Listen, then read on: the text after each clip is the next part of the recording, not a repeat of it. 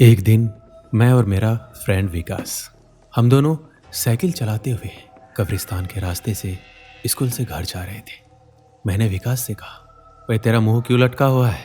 उसने कहा, पहले स्कूल फिर ट्यूशन, उसके बाद रोजाना कब्रिस्तान से आना जाना, मुंह तो लटकेगा ही ना ब्रो।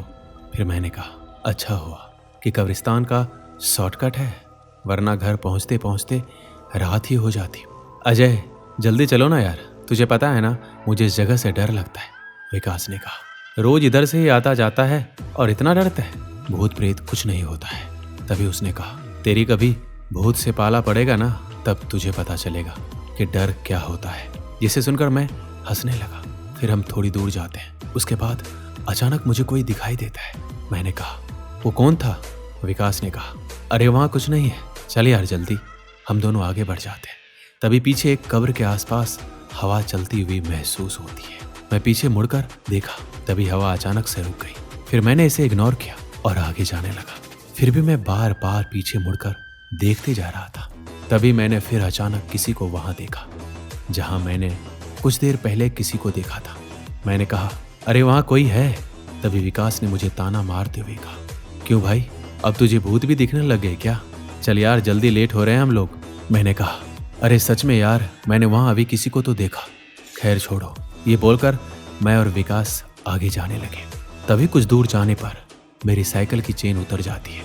हम दोनों रुकते हैं और मैं साइकिल में चेन लगाने लगता हूँ। विकास मुझे बार बार जल्दी करने को कह रहा था, पर मेरी साइकिल की चेन लग ही नहीं रही थी। थोड़ी मशक्कत करने के बाद चेन लग जाती है और हम जाने लगते हैं। उसके कुछ देर बाद में हम कब्रिस्तान वाले रास्ते से निकलकर घर पहुंच जाते हैं। घर के बगीचे में मेरे पेरेंट्स बैठकर चाय पी रहे होते हैं। मैं किसी को बिना कुछ बोले सीधे घर के अंदर जाने लगता हूँ। तभी मेरे घर की काम वाली मेरे लिए जूस लेकर आती है, पर मैं जूस पीने से मना कर देता हूँ और घर के अंदर जाने लगता हूँ। मैं सीधे अपने कमरे में जाता हूँ और बैठकर उस घटना को याद करने लगता हूँ जो आज मेरे साथ कब्रिस्तान के पास हुआ। मैं रात को कब्रिस्तान वाले रास्ते से फिर जा रहा होता हूँ। तभी फिर से मेरी साइकिल की चेन उतर जाती है और मैं साइकिल से उतरकर चेन लगाने लगता हूँ। तभी मुझे ऐसा एहसास हो रहा होता है कि कोई मेरी तरफ आ रहा है। मैं बहुत ही ज़्यादा डर जाता हूँ और जल्दी जल्दी चेन को लगाने की कोशिश करने लगता हूँ, पर चेन लग नहीं रहा होता है। तभी अचानक कोई अपना हाथ मेरी तरफ बढ़ाता है और मुझे पकड़ने की कोशिश करता है। मैं जोर से चिल्लाता हूँ। चिल्लाकर उठने के बाद मुझे एहसास होता है कि मैं तो सपना देख रहा था। फिर भी मैं बहुत हाफ रहा होता हूँ और जब मैंने अपने हाथ से चेहरे को छुआ तो पाता हूँ कि मेरा पूरा चेहरा पसीने से भीग चुका है और शरीर भी। इस कारण मुझे बहुत डर भी लगने लगता है। फिर मैं सो जाता हूँ। सुबह 8 बजे के करीब मेरे पेरेंट्स मुझे बाय बोल के अपना ख्याल रखने को कहते हैं और किसी काम से कार में बैठ कर चले जाते हैं। उनके जाने के बाद मैं बुक लेकर सोफे पर लेटता हूँ और कुछ पढ़ने लगता हूँ। तभी मेरे फ़ोन पर किसी का कॉल आता है। मैं सोफे से उठकर टेबल पर रखे अपने फ़ोन को उठाता हूँ और कॉल रिसीव करके हेलो बोलता हूँ, पर उधर से कोई आवाज़ नहीं आ रही होती है। तभी मेरे बार बार हेलो बोलने के बाद कॉल से अचानक एक भयानक सी आवाज़ आती है। फिर मैं थोड़ा डरते हुए कहता हूँ, हेलो कौन बोल रहा है? लेकिन उधर से कोई आवाज़ नहीं आती है। फिर कॉल कट हो जाता है और मैं उसे फिर टेबल पर रख देता हूँ। फिर मैं जब जाने लगता हूँ तब फिर एक अननोन नंबर से कॉल आता है। मैं फ़ोन उठा के कॉल रिसीव करता हूँ और कहता हूँ, हेलो कौन बोल रहा है? पर उधर से कोई आवाज़ नहीं आती है। फिर कुछ सेकंड बाद एक डरावनी सी आवाज़ आती है। फिर मैं थोड़ा डरते हुए कहता हूँ, मैं कौन? लेकिन उधर से कोई आवाज़ नहीं आता है। कॉल कट हो जाता है। फिर मैं उसे टेबल पर रख कर जाने लगता हूँ। तभी अचानक फिर फ़ोन से रिंग होने लगता है। फिर मैं झटपट फ़ोन उठाकर कॉल रिसीव करता हूँ और थोड़े गुस्से में कहता हूँ, कौन बोल रहा है? क्यों परेशान कर रहे हो? Don't call me again, live me alone. तभी उधर से आवाज़ आती है, अजय ये तुम क्या बोले जा रहे हो? क्या हुआ? सब ठीक है ना? ये आवाज़ मेरे पापा की होती है। तभी जवाब में मैंने कहा, yes papa I am fine. फिर पापा ओके बोलकर कॉल कट कर देते हैं। मैं फ़ोन रखकर सोफे पर बैठ जाता हूँ। तभी अचानक मेरा फ़ोन रिंग होने लगता है। उस पर बहुत सारे मैसेज भी आने लगते हैं। तभी मैं घबरा जाता हूँ और फ़ोन चेक करने लगता हूँ। देखता हूँ उस पर कुछ ही सेकंड्स में बहुत सारे कॉल्स और मैसेज आ गए होते हैं। फिर मैं विकास का नंबर डायल करता हूँ और उसे कॉल करके अभी के अभी अपने घर को बुलाता हूँ। मैं छत पर टहल रहा होता हूँ। कुछ ही देर में विकास मेरे घर पहुँचता है और छत पर आता है। वो आकर पूछता है, क्या हुआ, डर लग रहा है? मैं घबराते हुए कहता हूँ, अरे यार फ़ोन से अजीब अजीब सी आवाज़ें आ रही है और मैसेजेस भी? विकास पूछता है। अच्छा, वो लड़की कौन थी? मैंने कहा, लड़की? कौन लड़की? क्या यार, अभी तो तू उसके साथ यहाँ टहल रहा था, अब मुझसे भी छुपाएगा?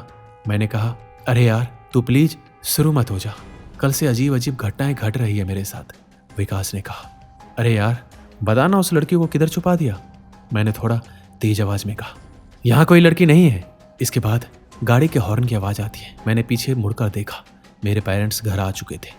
मैंने विकास को कहा, मेरे पेरेंट्स आ गए, तुम मेरे कमरे में रुकना, मैं थोड़ी देर में आता हूँ। मैं छत से उतरकर नीचे हॉल पर जाता हूँ और अपने पेरेंट्स के साथ बैठकर उन्हें सारी बात बताता हूँ। उनके जाने के बाद ही मेरे साथ बहुत अजीब अजीब घटनाएं हो रही हैं।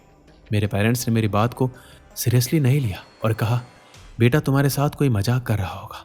फिर मैंने कहा, नहीं मुझे बहुत डर सा लग रहा है, इसलिए मैंने विकास को घर बुला लिया है। अभी वह मेरे कमरे में है। मैं चाहता हूँ कि विकास कुछ दिनों के लिए मेरे साथ ही रहे। ठीक है, अगर तुम्हें विकास के साथ रहने से कंफर्टेबल फील होगा तो मैं विकास के पेरेंट्स से बात करके विकास को कुछ दिनों के लिए तुम्हारे साथ रहने को कहूँगा। इन्हीं सब में दिन निकल जाता है और रात हो जाती है। डिनर करके विकास और मैं एक ही बेड पर मेरे कमरे में सो जाते हैं। तभी कुछ घंटे सोने के बाद अचानक से मेरी नींद खुलती है। फिर मैं विकास की तरफ देखता हूँ, वह सो रहा होता है। फिर मैं बैठ जाता हूँ, इधर उधर देखने लगता हूँ। तभी कुछ बजने की आवाज़ आती है। फिर मैं विकास को जगाने लगता हूँ, पर वो नींद में ही कहता है, अरे यार सोने देना। फिर मैं विकास से कहता हूँ, अरे भाई बहुत अजीब अजीब सी आवाज़ आ रही है। उसने कहा, कहाँ आवाज़ आ रही है यार, मुझे तो बस तेरी आवाज़ आ रही है। तू चुपचाप सो जा और मुझे भी सोने दे, गुड नाइट। फिर मैं लेट कर सो जाता हूँ। तभी अचानक अजीब सी आवाज़ करता हुआ मेरे कमरे का दरवाज़ा खुलता है। तभी मेरी नींद खुल जाती है। मैं देखता हूँ कि दरवाजे से किसी की परछाई आ रही होती है। मैं बहुत घबरा जाता हूँ और बेड से उतरकर इधर उधर देखने लगता हूँ। फिर जब कोई नहीं दिखता तो दरवाजे के सामने जाता हूँ और बाहर देखता हूँ। सामने एक लड़की चुपचाप खड़ी होती है। यह देखकर मैं और भी डर जाता हूँ। तभी वो लड़की घर से दूर धीरे धीरे चलते हुए जाने लगती है। मैं उसके पीछे जाने लगता हूँ। तभी मेरे घर का वॉचमैन मुझे जाता हुआ देख लेता है और मुझे ना जाने को कहता है। फिर वह मुझे रोकता है, पर पता नहीं मुझे क्या हो गया था, मैं रुकता ही नहीं हूँ और वॉचमैन को धक्का देकर चला जाता हूँ। मैं उस लड़की के पीछे पीछे उस कब्रिस्तान में पहुँच जाता हूँ जहाँ कुछ दिन पहले मैंने किसी को देखा था। मैं उस लड़की के पीछे चलता ही जा रहा था। शायद उसने मुझे हिप्नोटाइज कर लिया था। फिर अचानक मेरी ब्रेन एक्टिव हो जाता है और मैं देखता हूँ कि मैं कब्रिस्तान में एक कब्र के पास आकर खड़ा हूँ। तभी मुझे महसूस होता है कोई मेरे पीछे आकर खड़ा है। मैं धीरे धीरे अपने सर को घुमाता हूँ तो देखता हूँ वह लड़की मेरे ठीक पीछे खड़ी है। यह देखकर मैं बहुत ही ज़्यादा डर जाता हूँ और तेजी से पीछे हटते हुए बहुत तेज चिल्लाता हूँ। फिर मैं देखता हूँ ये वही लड़की है जो उस दिन मुझे कब्र के सामने दिखी थी। मैं डर के कारण कांप रहा था। तभी वो लड़की डरावनी आवाज में कहती है, तुम मेरे हो अजय, तुम सिर्फ मेरे हो। मुझे हमेशा से प्यार की तलाश थी जो मुझे मौत के बाद तुमसे मिला। इसके बाद अचानक मेरा हाथ अपने सामने वाली खड़ी लड़की की तरफ बढ़ने लगता है और मैं उसके कमर को पकड़ता हूँ। मेरे हाथों के ऊपर मेरा कोई कंट्रोल नहीं रहता है। मैं उसे दूर जाने की कोशिश करता हूँ पर जा नहीं पाता। तभी वो कहती है, मैं अब तुम्हारे साथ ही रहूंगी अजय। अगर तुमने ना कहा तो मैं तुम्हें अपने साथ ले जाऊंगी हमेशा के लिए, समझ गए ना। तभी वहाँ उसके और साथी आ जाते। ये सब होता देख मेरी हालत बहुत ही ज़्यादा खराब हो जाती है, इतना कि मैं एक्सप्लेन नहीं कर सकता। चारों ओर शैतानों से घिरा हुआ मैं जोर जोर से चिल्लाता हूँ, बचाओ बचाओ। मैं उन शैतानों के सामने रोते हुए कहता हूँ, मुझे जाने दो, मैंने तुम्हारा क्या बिगाड़ा है, तुम क्यों कर रहे हो मेरे साथ। मैं घुटनों के बल बैठ जाता हूँ और हाथ जोड़कर रोता हुआ कहता हूँ, प्लीज़ मुझे जाने दो। अगर मुझसे कोई गलती हुई है तो उसके लिए मैं दिल से माफ़ी मांगता हूँ। यह सब सुनकर वो शैतान हंसने लगता है और कहता है, तुम्हें हम बिल्कुल नहीं छोड़ेंगे, तुम्हें अपने साथ लेकर ही जाएंगे। मैं समझ जाता हूँ कि यह शैतान मुझे जाने नहीं देंगे। तभी मुझे याद आता है कि मुझे तो हनुमान चालीसा अच्छे से याद है, वही ट्राई करता हूँ। फिर मैं उठ खड़ा होता हूँ और जोर जोर से हनुमान चालीसा बोलने लगता हूँ। हनुमान चालीसा का गहरा इफेक्ट सामने खड़ी शैतान लड़की पर पड़ता है, जिस कारण उसने जो मेरे हाथों को अपने कंट्रोल में ले रखा था वो छूट जाता है और मेरे हाथ अब कंट्रोल में आ जाते हैं। फिर मैं तुरंत उस लड़की के हाथ कस के पकड़ लेता हूँ और हनुमान चालीसा जोर जोर से बोलने लगता हूँ। हनुमान चालीसा का इफेक्ट सभी शैतानों पर पड़ने लगता है और सारे शैतान बिन पानी की मछली की तरह छटपटाते हुए इधर उधर भागने लगते हैं। मैं जिस शैतान लड़की का हाथ पकड़ा था वह भी मेरा हाथ छुड़ाकर भागने की कोशिश करती है, पर मैं उसका हाथ कसकर पकड़े रखता हूँ। देखते ही देखते कुछ ही देर में सारे शैतान भाग जाते और वह शैतान लड़की जिसका हाथ मैंने पकड़ रखा था अब वह धुआं धुआं होकर गायब होने लगी थी। जब वह पूरी तरह से गायब हो गई तब मैंने हनुमान चालीसा बोलना बंद कर दिया और वहां से दौड़कर भागता हुआ घर आ गया। इस तरह उस दिन मेरी जान बच गई। मैंने उसी रात से सोच लिया था कि फिर कभी कब्रिस्तान वाले रास्ते से होकर नहीं आऊंगा, ना ही जाऊंगा। बाकियों को भी उस रास्ते से आने जाने से मना कर दूंगा। दोस्तों, आपको ये कहानी कैसी लगी हमें कमेंट बॉक्स में जरूर लिखिएगा। मिलते हैं अगली वीडियो में। अपना ख्याल रखिएगा। धन्यवाद।